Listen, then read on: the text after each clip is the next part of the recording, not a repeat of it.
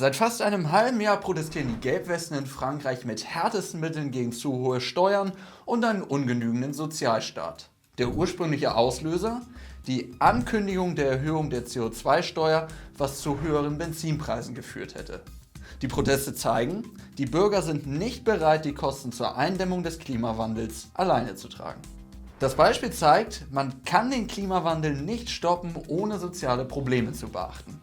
Eine junge amerikanische Kongressabgeordnete hat jetzt erstmals ein komplettes Modell aufgestellt, wie man dem Klimawandel auf eine gesellschaftlich und sozial vertretbare Weise begegnen könnte.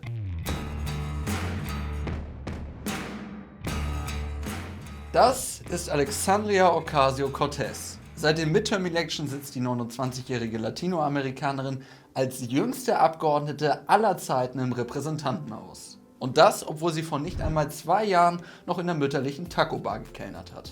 Völlig überraschend setzte sich die Demokratin bei den Midterm-Elections in einem New Yorker Bezirk gegen den langjährigen demokratischen Abgeordneten Joseph Crowley durch. Und besiegte dann auch den republikanischen Kandidaten.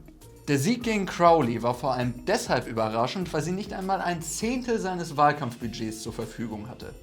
Statt einer finanziell aufwendigen Kampagne führte Ocasio-Cortez einen Häuserwahlkampf und stellte sich ihren potenziellen Wählern noch persönlich vor.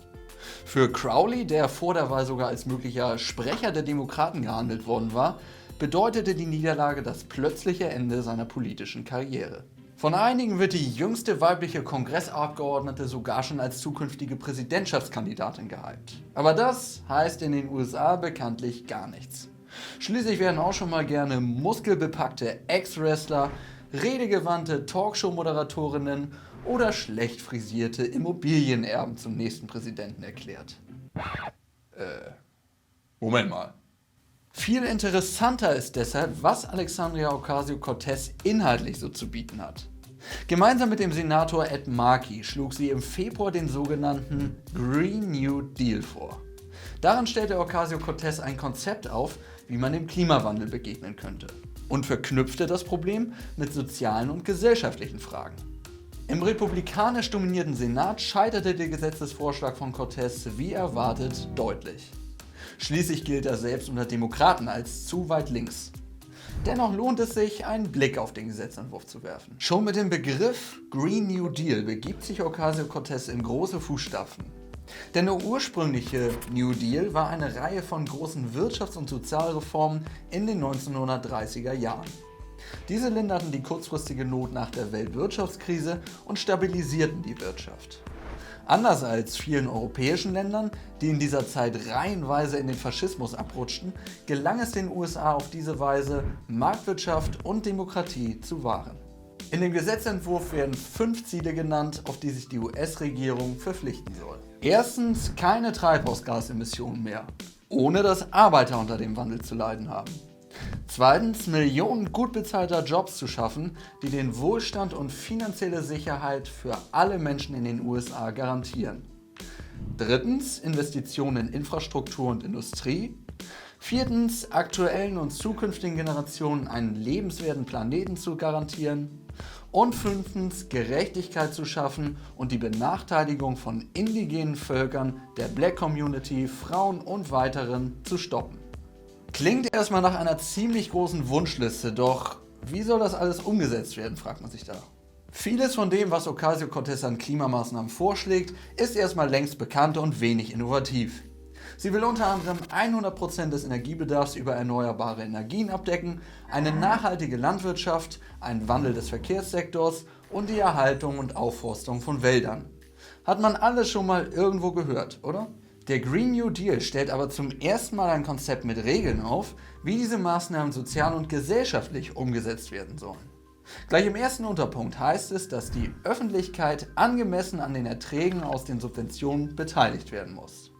Hier zeigt sich ein kompletter Gegensatz zur Klimapolitik von Emmanuel Macron, wo die Bürger durch Steuergeld sowohl die staatlichen Subventionen für Unternehmen tragen müssen, als auch am Ende diejenigen sind, die die CO2-Steuer bezahlen.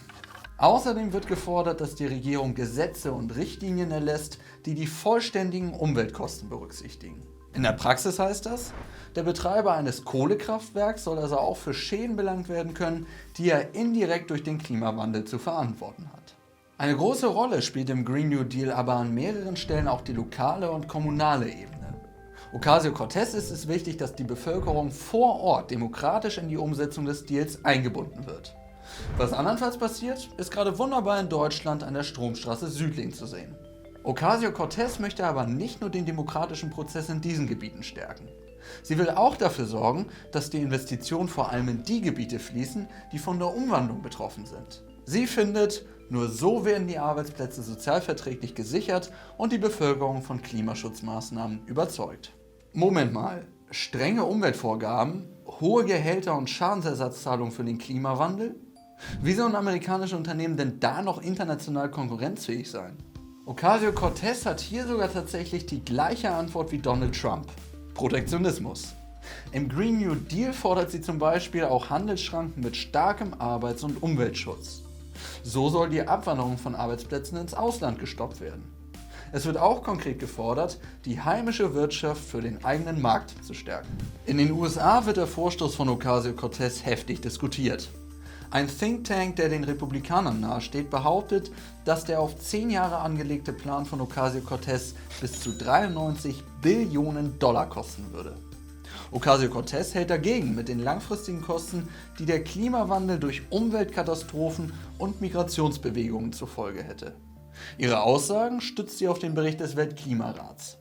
Der prognostiziert den USA unter anderem hohe wirtschaftliche Verluste und Infrastrukturschäden ebenfalls in Billionenhöhe für den Fall, dass das 2-Grad-Ziel nicht erreicht wird. Aber was meint ihr zu den Vorschlägen von Ocasio-Cortez? Findet ihr, das ist sozialistische Planwirtschaft, linke Spinnerei und kann niemals funktionieren? Oder sagt ihr, eine starke Reglementierung durch den Staat, die sozialverträglich ist der einzige Weg, wie die Klimakrise noch aufgehalten werden kann? Eure Meinung dazu bitte ab in die Kommentare. Und wer sich den Gesetzesvorschlag einmal selbst durchlesen möchte, der findet ihn ganz oben in den Quellen. Da sind auch einige Punkte wie Diskriminierung, Arbeitsrechte und Investitionen in Forschung und Bildung ausgearbeitet, die wir hier nur kurz angeschnitten haben. Und damit bis zum nächsten Mal.